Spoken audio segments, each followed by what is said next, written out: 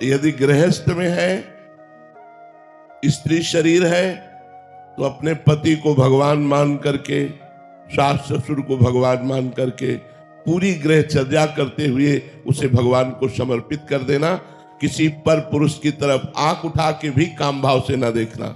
अगर पुरुष है तो अपनी पत्नी पर ही अनुराग करते हुए किसी पराई स्त्री पर भाव नहीं। अगर विरक्त है तो पूर्ण वैराग्यवान होकर के, बहुत सावधानी का ये मार्ग है। जरा सी चूक हुई, राई के सम चलत ही होत और की ओर, राई के समान थोड़ा सा कदम इधर हुआ कि मार्ग बदल गया। पता ही नहीं चलता कि हमसे गलती हो रही है, हम चूक कर रहे हैं। इसलिए सदैव गुरुदेव की शरण में रहे और सदैव संतों का सानिध्य प्राप्त करता रहे।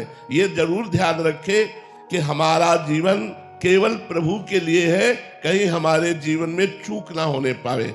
ये सावधानी सबको बनाए रखनी है। संत महात्माओं से सत्संग करना है और दूरी बनाकर भजन करना है।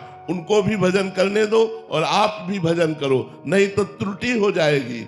उनकी साधना विक्षेप में पहुंच जाएगी और आपका भी जीवन विक्षेप में पहुंच जाएगा। इसलिए प्रार्थना है, साधक हो या साधिका हो, बहुत सावधान होकर इस मार्ग में चले। कहीं प्रमाद स्थिति में न फंस जाए, कहीं दम्भ में न फंस जाए, कहीं माया का पाखंड न गिरा दे, तो फिर हमें प्रेम की प्राप्ति होती है। हमारा भोजन शुद्ध, हमारे आचरण शुद्ध, हमारे विचार शुद्ध और निरंतर भगवान का स्मरण, गुरु की शरण में उनकी आज्ञा का पालन, तो निश्चित इसी जन्म में भगवत प्रेम प्राप्त हो जाएगा।